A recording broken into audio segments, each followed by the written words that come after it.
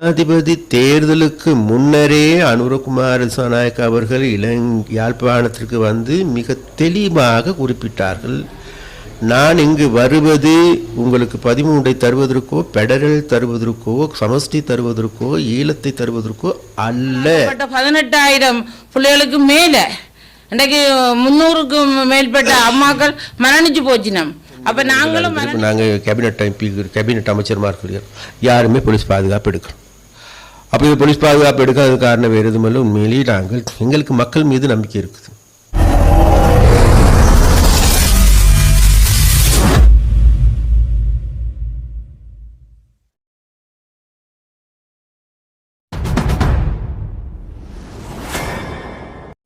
சொந்தங்களுக்கு வணக்கம். தமிழர் சமூகம் தொடர்ச்சியாக சமஷ்டி அடிப்படையிலான சுய ஆட்சி அடிப்படையிலான தீர்வே எமக்கு அவசியம் என வலியுறுத்தி வருகின்ற நிலையில் கடற்தொழில் அமைச்சர் சந்திரசேகரம் ஒரு கருத்தை நேற்றைய தினம் வெளியிட்டுள்ளார். அதாவது அனுரகுமார திசாநாயக்க தமது பிரச்சார நடவடிக்கைகளுக்காக ஜனாதிபதி தேர்தல் காலத்தில் யாழ்ப்பாணத்துக்கு வருகை தந்திருந்த நிலையில் அவர் தெளிவாக ஒரு விடயத்தை கூறியே வாக்கை கேட்டிருந்தார் என தற்போது அவர் ஒரு கருத்தை குறிப்பிடுகிறார். அந்த வகையில் 13வது திருத்தமோ சமஷ்டி அடிப்படையிலான தீர்வோ எதுவுமே தமிழ் மக்களுக்கு தேவையில்லை. தமிழ் மக்கள் இப்போது கடந்த கால அரசாங்கங்களால் நசுக்கப்பட்டு பொருளாதார ரீதியில் பாதிக்கப்பட்டுள்ளார்கள். அவர்களை பொருளாதார ரீதியாக வலுப்படுத்தவே அனுர அரசாங்கம் முன்னிலை நிற்கும் என அனுர யாழ்ப்பாணத்தில் வைத்து தெரிவித்தார். அதனை அடிப்படையாக கொண்டே அவருக்கு வாக்குகள் வழங்கப்பட்டது. எனவே தமிழ் மக்கள் இந்த சமஷ்டியையோ 13வது அரசியலமைப்பு திருத்தம் தொடர்பாக பேசவில்லை. தமிழரசு கட்சியினர் தான் அது தொடர்பாக பேசுகிறார்கள். இந்த தமிழ் மக்களினுடைய இந்த இனப்பிரச்சனை தொடர்பாக அனுர அரசாங்கம் சில காத்திரமான முடிவுகளை எதிர்வரும் காலங்களில் நிச்சயமாக எடுக்கும். அதற்கு நாங்கள் படிப்படியான ஒரு முறைமையான செயற்திட்டத்தின் ஊடாகவே இந்த இனப்பிரச்சனையை தீர்ப்போமே தவிர ஒருபோதும் அனுர அரசாங்கம் சமஷ்டி அடிப்படையிலான அரசியல் தீர்வை தமிழ் மக்களுக்கு வழங்கும் என ஒருபோதும் கோரவில்லை. அனுரகுமார திசாநாயக்கவும் தமிழ் மக்களுக்கு அவ்வாறான வாக்குறுதிகளை வழங்கவில்லை என சந்திரசேகரம் அவர்கள் தெரிவித்துள்ளார். நிச்சயமாக எங்களுக்கு நன்றாக தெரியும். இங்குள்ள மீனவர்களுடைய பிரச்சனை எடுத்துக்கொண்டால் இன்று நேற்று உள்ள பிரச்சனை கிடையாது. யுத்தம் முடிஞ்சு 15 வருஷமாகுது. 15 வருஷமாகவும் ஒவ்வொரு நாளும் இருக்கின்ற பிரச்சனை. அப்ப இந்த பிரச்சனைக்கு உண்மையிலேயே தீர்வு நிச்சயமாக இது எங்களுடைய அரசாங்கத்தில் நிச்சயமாக இதற்கான தீர்வினை நாங்கள் பெற்றுக் கொடுப்போம். அப்போ அந்த பெற்றுக் கொடுக்க போகின்ற தீர்வுகளுக்கு யாராவது நாங்களும் இதில் பங்காளிகள் என்று கூறிக்கொள்வார்கள், கூறிக்கொள்ளட்டும். அதில் எந்த விதமான பிரச்சனையும் எங்களுக்கு கிடையாது. ஆனால் உண்மை இருக்கின்றது, இவர்களுடைய சித்து விளையாட்டுகள் என்னவென்று இலங்கையில் விசேடமாக யாழ்ப்பாணத்தில் வாழ்கின்ற மக்களுக்கு நன்றாக தெரியும். அதனால் அது சம்பந்தமாக மக்களும் மிரட்டிக் கொள்ளப் போவதில்லை, நாங்களும் மிரட்டிக் கொள்ளப் போவதில்லை. அவர்கள் விளையாடுகின்ற விளையாட்டு என்பது வேறு எதுவுமில்லை, தேர்தலுக்கான விளையாட்டு, அரசியல் ரீதியான விளையாட்டை தவிர வேறு விளையாட்டுகள் அல்ல என்பது இந்த இடத்தில் நாங்கள் குறிப்பிட்டாகும். ஒன்று. இரண்டாவதாக அவர்களால் முன்வைக்கப்படுகின்ற தீர்வு திட்டம் நாங்கள் மிக தெளிவாக சொல்லியிருக்கின்றோம். ஜனாதிபதி தேர்தலுக்கு முன்னரே அனுரகுமார திசாநாயக்க அவர்கள் யாழ்ப்பாணத்திற்கு வந்து மிக தெளிவாக குறிப்பிட்டார்கள். நான் இங்கு வருவது உங்களுக்கு 13 தருவதற்கோ, பெடரல் தருவதற்கோ, சமஷ்டி தருவதற்கோ, ஈழத்தை தருவதற்கோ அல்ல. நாங்கள் மிக தெளிவாக இங்கு இருக்கின்ற மக்களோடு பெரிய கொடுக்கல் வாங்கல் ஒன்று எங்களுக்கு இருக்கின்றது.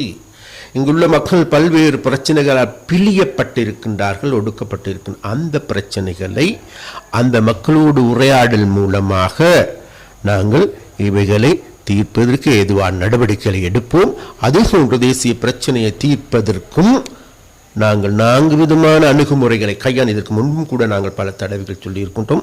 அந்த அணுகுமுறைகளை கையாண்டு இது நாள் வரைக்கும் இல்லாத அளவுக்கு இலங்கையில் வாழுகின்ற தமிழர்களுடைய பிரச்சனையை தமிழர்கள் தன்மானத்தோடு வாழ்வதற்கான வேலை திட்டத்தை முன்னெடுப்பதற்கு நாங்கள் முன்வருவோம் என்பது இந்த இடத்தில் நாங்கள் குறிப்பிடுவோம். தற்போதைய ஆட்சி காலத்தில் முன்னாள் ஜனாதிபதிகள் மற்றும் முன்னாள் அமைச்சர்களினுடைய பாதுகாப்புகள் குறைக்கப்பட்டு வரும் நிலையில் வடபகுதியில் முன்னாள் பாராளுமன்ற உறுப்பினர்கள், முன்னாள் அமைச்சர்களுக்கு தற்பொழுதும் பாதுகாப்பு வழங்கப்பட்டு வருகின்றது. தற்பொழுது அமைச்சரவை அந்தஸ்துள்ள அமைச்சர்கள் உட்பட ஜனாதிபதி பிரதமருக்கே பாதுகாப்பு குறைவாக காணப்படுகிறது. அத்துடன் அமைச்சரவை அமைச்சர்கள் தமக்கான போலீஸ் பாதுகாப்போ அல்லது விசேட போலீஸ் பாதுகாப்பு எதுவுமின்றியே பயணங்களையும் கூட்டங்களுக்கும் கலந்து கொள்கின்றார்கள். இந்த நிலையில் இவர்களுக்கே தற்பொழுதும் பாதுகாப்பு வழங்கப்படுகின்றது என்ற கேள்வி எழுப்பப்பட்டது. இது தொடர்பாக சுனில் ஹந்துன்னெத்தி யாழ்ப்பாணம் வருகை தந்திருந்த நிலையில் இந்த கேள்வி அவரிடம் முன்வைக்கப்பட்ட போது இதற்கு கடத்தொழில் அமைச்சர் சந்திரசேகரம் பதிலளிக்கின்றார். முன்னாள் அமைச்சர்கள் ஜனாதிபதிகள் தமது பாதுகாப்புக்காக தற்பொழுதும் பாதுகாப்பு படையினரை கோரி வருகிறார்கள். ஆனால் நாங்கள் மக்களையே பாதுகாப்பாக நம்பி இதுவரை எவ்விதமான பாதுகாப்பையும் எடுக்கவில்லை. குறிப்பாக யாழ்ப்பாணத்தில் சுமந்திரனுக்கும் பாதுகாப்பு வழங்கப்படுகின்றது.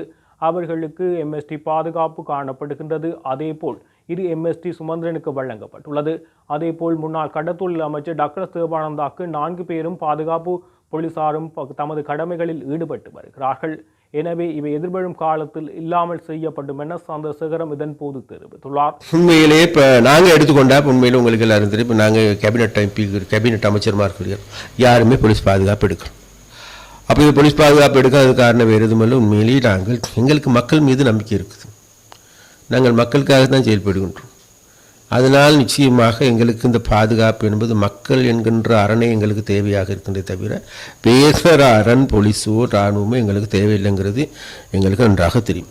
அது நாங்கள் மாத்திரமல்ல, எங்களுடைய எல்லாருமே, எங்களுடைய அமைச்சர்மார்கள் எடுத்துக்கொண்டாலும் சரி, ஜனாதிபதி அவர்கள் எடுத்துக்கொண்டாலும் கூட முன்னர் எடுத்துக்கொண்டால் பெரிய மலை போன்று பெரிய பாதுகாப்பு இருந்தால் அது எல்லாத்தையும் குறைக்கப்பட்டிருக்கின்றது.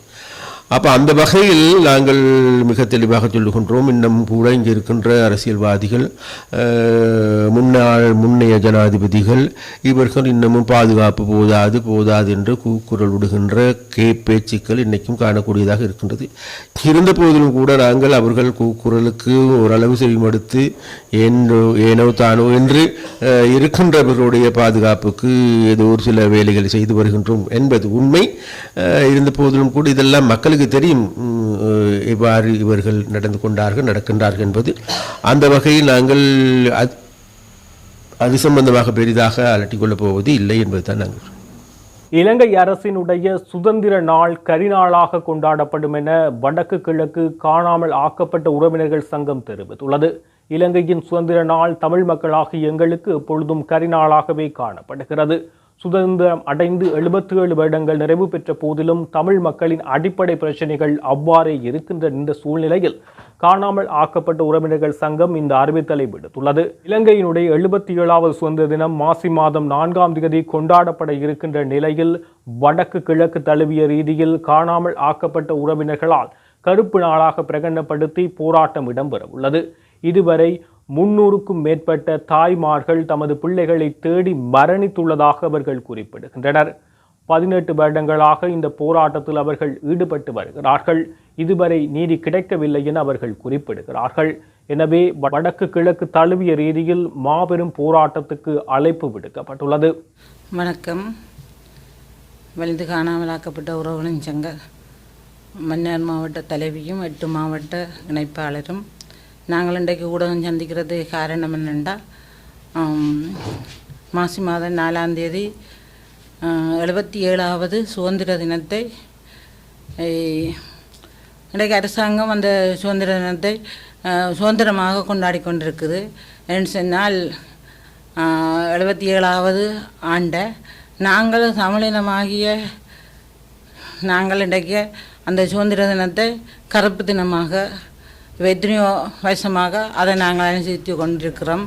காரணம் என்னென்னு சொன்னால், அந்த நாளில் 77வது சுதந்திர 77வது ஆண்டுக்கு முன்னுக்கு பிரிட்டிஷ் நாடு எங்களை தமிழினத்தை வச்சு கையாண்டு கொண்டிருந்து அந்த நேரத்திலேயும் கஷ்ட துன்பத்தில் தான் நாங்கள் வாழ்ந்து கொண்டிருந்தோம். இப்போவும் அவைகள் இனவாத சிங்கள அரசிட்ட கொடுத்துட்டு அவைகள் சுதந்திரமாக அவைகள் போயிட்டினோம். ஆனால் நாங்கள் இன்று வரையும் இந்த 77 வருஷமும் ஏதோ ஒரு வகையில் சுதந்திரம் இல்லாமல்தான் எங்களோட தமிழினமாகிய நாங்கள் அதை ஆண்டு கொண்டு போய் வருகிறோம். ஏன்னு சொன்னால் எங்களுக்கு சுதந்திரம் என்றால் என்னென்று தெரியாது. நாடு இல்லை, வீடு இல்லை, இடம் இல்லை, எத்தனையோ உறவுகள் இல்லை. அதனால் இன்றைக்கு சுதந்திரம் இல்லாமல் இந்த 77 வருஷமும் ஒவ்வொரு தமிழினமும் ஏதோ ஒரு வகையில் பாதிப்பில் தான் வாழ்ந்து கொண்டு இருக்கிறோம். யுத்தம் முடிஞ்சும் யுத்தத்தின் போதும் சுதந்திரம் இல்லாமல் தான் ஒவ்வொரு மாவட்டங்களும் இனம் கண்டு போயிருந்தது. அதே மாதிரி இன்றைக்கு யுத்தம் முடிஞ்சும் 16 வருஷம் காணாமலாக்கப்பட்ட உறவுகள் இன்றைக்கு என்ன கதியில் இருக்கணும்னு சொல்லி தெரியாமல் நாங்கள் இந்த அரசோட வாதாடி கொண்டு எத்தனையோ இடங்களில் ஆர்ப்பாட்டங்களும் செய்து கொண்டு எத்தனையோ போராட்டங்களும் செய்து கொண்டு உலக நாட்டுக்கு நாங்கள் இதுகளை அறிவித்து கொண்டு ஏதோ ஒரு வகையில் அறிவித்து கொண்டு தான் இருக்கிறோம் ஊடக வாயிலாக. ஆனால் எங்களுக்கு சுதந்திரம் இல்லை. அதனால் ஒவ்வொரு மக்களையும் நாங்கள் இன்றைக்கு தமிழ் பேசுகிற ஒவ்வொரு குடும்பத்தையும் இன்றைக்கு நாங்கள் கேட்டுக்கொண்டிருக்கிறோம்னு சொன்னால் எங்களுக்கு சுதந்திரம் இல்லை என்று சொன்னால் ஒவ்வொரு மக்களுக்கும் தெரியும் சுதந்திரம் இல்லாமல் இன்றைக்கு இலங்கை போய்கொண்டே இருக்குது. எங்களுக்காக ஆறுனாலும் ஒரு ஆள் வந்து இதில் நின்று கதைக்கிறதுக்கு கூடி உரிமை இல்லை. ஒவ்வொரு பிள்ளைகளையும் பாருங்கள், 9 வருஷத்துக்கு அடிமையாகி கொண்டிருக்கள் 30 வருஷம் ஏதோ ஒரு வகையில் நிம்மதியாகத்தான் எங்களோட இனம் இளைஞர்கள் ஜோதிகள் வாழ்ந்து கொண்டிருந்தவியல். ஆனால் இன்றைக்கு 16 வருஷமாக அந்த நிம்மதியும் இல்லாமல் இன்றைக்கு எத்தனையோ பிள்ளைகள் கோடேறி நின்று 9 வருஷத்துக்கு அம்பிட்டு போய் நிற்குதுகள். அதே மாதிரி எங்களோட நிலங்கள் பறிக்கப்பட்டு கொண்டு போயிடுது. ஒவ்வொரு மாவட்டங்கள்லையும் சிங்கள புத்தவிகாரிகளை கொண்டு வந்து அமைச்சு கொண்டிருக்கணும். அந்த நிலங்கள் வந்து எங்களோட பூர்வீக நிலங்கள். அப்போ அந்த நிலங்கள் கூட எங்களுக்கு இன்றைக்கு உரிமை இல்லாமல் இருக்குது. அப்படி எத்தனையோ வகையில் நாங்கள் இன்றைக்கு பாதிக்கப்பட்டு கொண்டு தான் இருக்கிறோம். அதனால் எங்களோட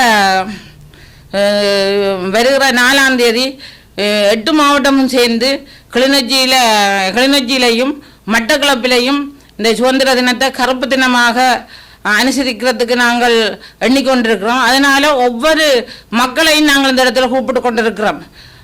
கேம்பஸ் பிள்ளைகளாக இருந்தாலும் சரி, மற்றது ஒவ்வொரு அமைப்புகளாக இருந்தாலும் சரி, ஒவ்வொரு தேசியம் காக்கிற அரசியல்வாதிகளாக இருந்தாலும் சரி, மற்றது எத்தனையோ அமைப்புகள் இன்றைக்கு எங்களோட மாவட்டங்களில் இருக்குது. அந்த அமைப்புகளையும் கூப்பிட்டு கொண்டு எங்களுக்காக எங்களோட அந்த பிள்ளைகளுக்காக காணாமலாக்கப்பட்ட 18,000 பிள்ளைகளுக்கு மேலே இன்றைக்கு 300க்கும் மேற்பட்ட அம்மாக்கள் மரணிச்சு போச்சினோம். அப்போ நாங்களும் மரணிக்கிற தருவாயில் தான் இருக்கிறோம். அதனால எங்களுக்கு ஒரு விடிவொன்று கிடைக்க வேணுமா இருந்து ஒரு இதுக்கு ஒரு தீர்வொன்று கிடைக்க வேணுமா இருந்தால் ஒவ்வொருத்தரையும் நாங்கள் அந்த கிளிநொச்சி மாவட்டத்தில் எங்களோட 5 மாவட்டத்தையும் கூப்பிட்டு கொண்டு இருக்கிறோம். எங்களுக்கு வந்து நீங்கள் பக்கத்துணையாக அதில் நின்று எங்களுக்கு ஒரு நீதி கிடைக்கும் வரையும் எங்களோட கூட நிற்க சொல்லி ஒவ்வொருத்தரையும் இதில் கேட்டு நிற்கிறோம். நன்றி.